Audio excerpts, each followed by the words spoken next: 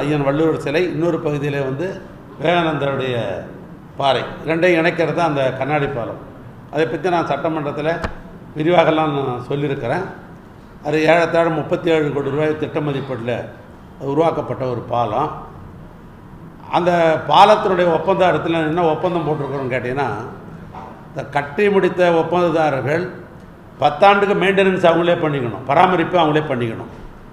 அப்போ அந்த பராமரிப்பு பணி என்பது தொடர்ந்து இருந்து கொண்டிருக்கிறது அங்கே. காரணம் அது கடலில் கட்டப்பட்ட பாலம்.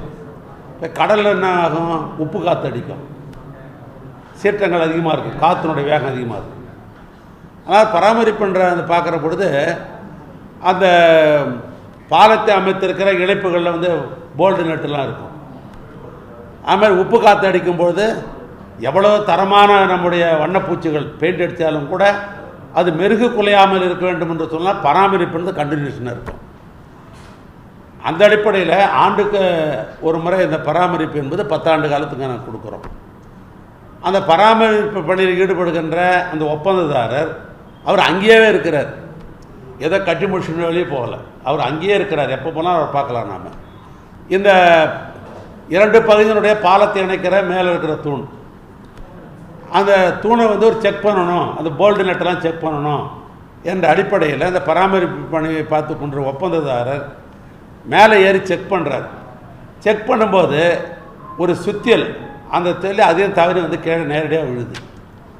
அது விழுகிற பொழுது அந்த கண்ணாடியில் ஒரு சிறு கீறல், உடைப்பில்லை, சிறு கீறல் ஒன்று விழுது. அந்த சிறு கீறல் உழறதால பயணிகள் யாரும் போகக்கூடாதுன்னு சொல்லலை, சுற்றுலா பயணிகள் தொடர்ந்து பயணித்து கொண்டிருந்தாங்க. அந்த ஒரு கீறல் இருந்த இடத்துல மாத்திரம் ஒரு பிளாக் பண்ணிவிட்டு ஒரு பாதுகாப்பு அரண் அமைச்சிட்டு தொடர்ந்து பயணிகள் வந்து சுற்றுலா பயணிகள் வந்து கொண்டு தான் இருக்கா. அதனால் எந்த இதுவும் வரல. கண்ணாடி உடைப்பு, கண்ணாடி அப்படிலாம் வந்து சில செய்திகள்லாம் வந்து அதெல்லாம் தவறான செய்திகள். அதெல்லாம் தொடர்ந்து பயணிகள் போய் கொண்டிருக்கிறாங்க, சுற்றுலா பயணிகள் அந்த இடத்துல பாதுகாப்பாக வைக்கப்பட்டு விட்டது. இப்படிப்பட்ட நிலையில் ஏன்னா அந்த ஒப்பந்ததாரத்தில் என்னென்னு கேட்டால் ஏற்கனவே அதில் என்ன பழுது ஏற்பட்டாலும் இந்த 10 ஆண்டுக்கு அவர் தான் செலவு பண்ணணும். அதனால் உடனே அவர் என்ன பண்ணுறாரு, இதை சப்ளை பண்ணவங்க வந்து சென்கோபியன் தான் வந்து சப்ளை பண்ணாங்க. அந்த கண்ணாடி என்பது எப்படின்னு அளவுன்னு கேட்டிங்கனாக்கா, அதாவது 2 மீட்டர் வந்து வந்து நீளம், 2.4 சைபர் வந்து அகலம். அப்படி திக்னஸ்ன்னு பார்த்தீங்கன்னாக்கா 55 மில்லிமீட்டர் வந்து அதனுடைய திக்னஸ்ஸு. அது எப்பயுமே ஒன்றுமே ஆகாது.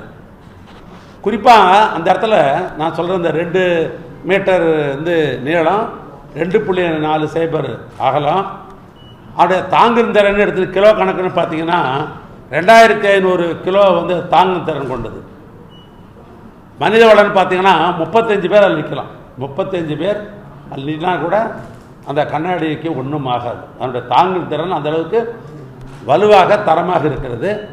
அந்த கண்ணாடி பற்றி சொன்னால் ரெயின்ஃபோர்ஸ் கிளாஸ்ன்னு சொல்லுவாங்க. அதை சப்ளை பண்ணவங்க வந்து செயின் காம்பியன் கம்பெனியில் தான் சப்ளை பண்ணாங்க.